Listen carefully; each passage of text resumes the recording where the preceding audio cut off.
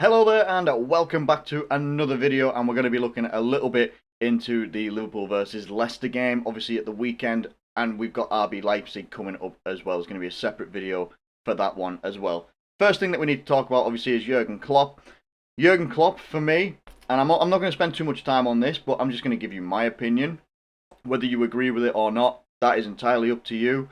But for me, it goes without saying, in my opinion, that Jurgen Klopp deserves all of our support, not just because of how things are going with football and stuff at the moment, but obviously he has suffered a major, probably one of the most major personal tragedies that anybody can suffer. I myself have not suffered this personal tragedy myself. I've not lost my mother, thank God, touch wood, indeed. I haven't. To not be able to go to the funeral and have a little bit of a grieving process there, I can't imagine how the man is feeling and how he's still going to work and how he's still doing all the things that he does for Liverpool. People can have their own opinions on Jurgen Klopp and everything like that, whatever, in terms of Liverpool at the moment, but what that man's going through and pushing through is nothing short of just incredible. So I genuinely throw all of my support behind Jurgen Klopp. Fully, absolutely fully. Anyone that doesn't, I don't know why you wouldn't. I literally can't even think of that in my mind. So it was great to see the hashtag of You'll Never Walk Alone, Jurgen. That was really great to see, and I hope that we see much more of that sort of stuff instead of the negative stuff towards him as well. Now, we're going to dive straight into, head first, into the offside for Leicester. This isn't going to be the longest video of all time. It's not going to have the greatest amount of analysis in it either. But this was the Maddison free kick. First off, the first mistake in this one was giving the free kick away in the first place. And that comes down to Thiago, I think it was, who gave the free kick away. And I remember Jordan Henderson was shouting at him afterwards. And Thiago was kind of like, what? Don't give away these sort of free kicks. It's these sorts of things that Thiago does where he's very rash that makes everything else that he does irrelevant, because it as quality as he can be with a football and in attack, and also in the midfield controlling things and stuff like that, as class as he can be, when he makes silly fouls like this that put us under unnecessary pressure, that's what irks me. And I think in his very first game against Chelsea, I think he gave away a penalty and they missed it, or it was saved. Anyway, this was initially given as offside, and I thought, well, looking at it, yeah, you can see why this was given as offside. Then it was turned round and it was given as onside, and the goal was awarded. Now, just draw your attention back to Everton. We don't always like going back and looking at things and saying, oh, but woe is me. This was given as offside, which if we go back and look, okay, look at where Amati's arm is and how it was not given as, how this was given as onside compared to where, I think it's 19 Ozan Kabak, where he is as the furthest Liverpool player forward in that line here with his arm stretched. Amati, right there, is just blatantly, in my opinion, offside. We go to Sadio Mane in this build-up here, that was given as offside. We then go, obviously, into the same game, and the most heartbreaking sequence of all is the offside against Virgil van Dijk. Now, what I can see up here as well, and I don't know if I can get my mouse on it at all, I think that is, yeah, is this Everton player's foot here and Virgil van Dijk's arm here. That foot looks like that is playing him onside, but it was given as offside, and we know the result of that. In the end, Virgil van Dijk gets injured by Jordan Pickford, but it cannot be given a penalty, or at that time they said it couldn't have been given as a penalty or a red card for Jordan Pickford because Virgil van Dijk was deemed offside in the first instance there. So that was really just bonkers in my mind. And this set off the chain of events that we're going to look at here as well. So, what I wanted to look at here is Manchester City. Now, that might, I have a point here. I do have a point here. We look here.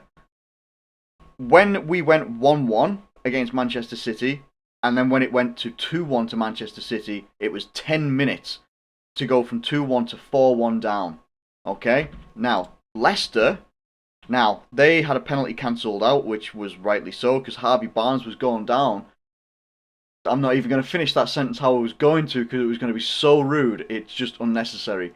Harvey Barnes was going down like he was being shot by a sniper. Every single time. So, we look at that, that's fine, no worries. Straight afterwards, this was obviously the incident that we were looking at just before with the VAR. Maddison puts the ball in the back of the net. It's given us offside, then it was given us onside, and then it was just like, all right, great. That's not happened. That's not great at all. Obviously, we had the calamity between Alisson and Kabak, and it went to 2-1 within minutes, and then within minutes again, Harvey Barnes makes it 3-1. It doesn't look great for Ozan Kabak. What I will say, up until the free kick in the 78th minute, I felt Liverpool played okay to well. I'm not saying that Liverpool played very, very good. I'm saying that we played okay to well. What I've noticed, and I noticed this in the Man City game, that even Man City did this against us for a little bit as well, was the fact in their general play they were allowing us to have the ball. They were just allowing us to have the ball in some instances, and they would just say basically, come at us, break us down. If we break on you, you have to deal with it. And that seems to be what happened again against Leicester. I would say more so against Leicester than it did against Man City. Obviously, Man City are a quality team, and I'm not saying that Leicester aren't a quality team, but again, it's one of these things where we've absolutely bossed possession. We had a lot of chances, less shots on target than Leicester did as well. It's just such a shame as well when we see that goal set up by Bobby Firmino and Mohamed Salah at first time finish.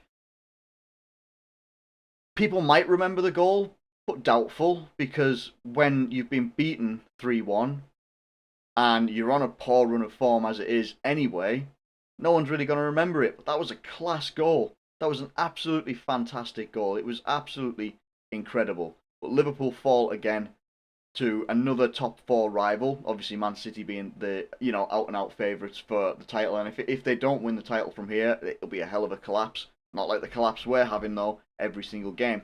There is definitely a mentality sort of problem at the moment, and I've mentioned it before. Not as much as I will at this moment, but I've mentioned it before that Liverpool seem to have gone from the very well earned tag of mentality monsters, where we were able to come back from almost anything. Nothing could put us down for long. Now we go ahead in this game, and all we have to do is either see it out or try and score another goal, maybe make it 2-0, something like that, or if we could, 2-1, whatever it could be.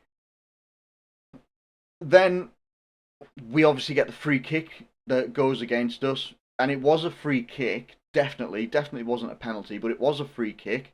It's a stupid one to give away by Thiago, but it is what it is. It was a free kick, goes in, VAR goes against us, and the heads drop. When our heads drop, it doesn't come back up.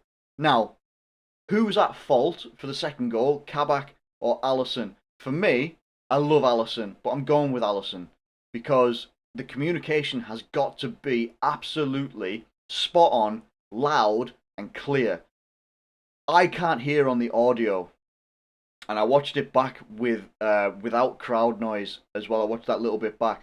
I can't hear whether Alisson shouted like mine or whatever, or whether Kabak has shouted that he's going to get the ball or not. That communication is so key. And I'm going with Alisson being at fault for that because he's the more experienced player in this Liverpool team. Kabak, this was his debut.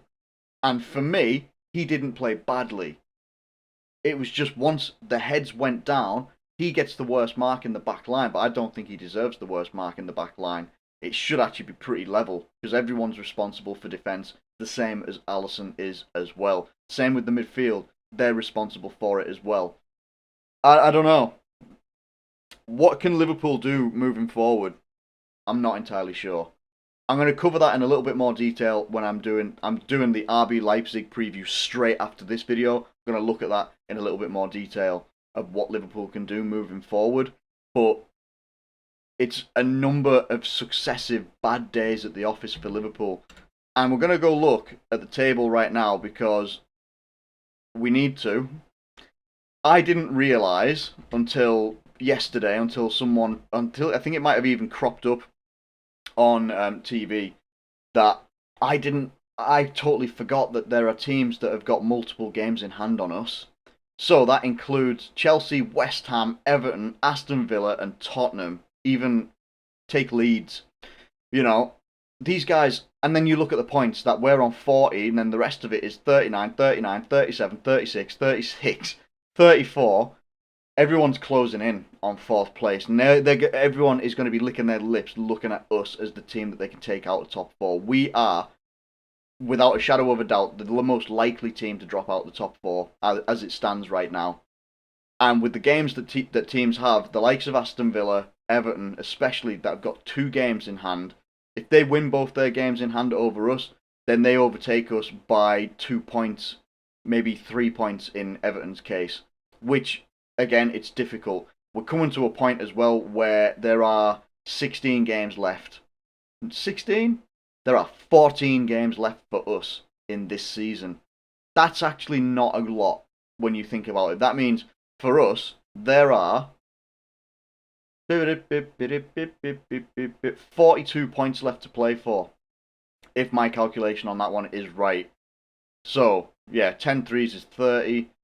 Add on another 4 threes. Yeah, 42 points. We can only get a maximum of 82 points this season if we were to win every single game, which that doesn't look likely. This isn't the Liverpool of last year. There's a lot of work for us to do. A lot of work for us to do. I don't know if Liverpool can make top 4. I'm not entirely sure. I was quite confident that we could a little bit ago. Like, obviously, when we had the games against West Ham, had the game against Tottenham as well.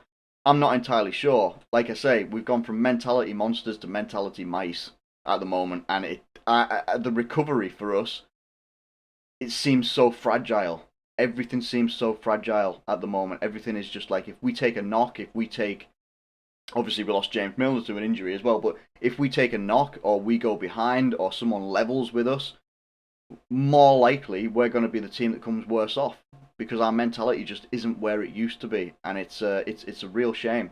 It's a real shame. So anyway, I'm going to leave this one here right now because I'm going to do the RB Leipzig preview, which will come out on Tuesday morning. I know it's the day of the game, but it's just how things are running at the moment.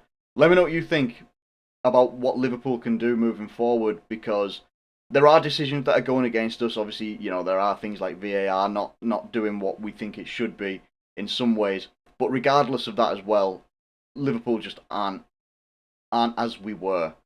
So what can Liverpool do moving forward? Because let's be honest, there isn't a lot of personnel shifting that we can do either in terms of rotation. There's not really a great deal unless you went like full youth, or anything like that. There's not really a great deal that you can do. But let me know what you think in the comments below as well. As gutted as we are about these results, we've just got to pick ourselves up and keep on going and supporting the team, support the manager, support the club, and support each other as well. Thank you ever so much for watching this video. If you have enjoyed it, please do like it and subscribe if you're new around here as well. Thank you once again. Do take care of yourselves, and I'll catch you later.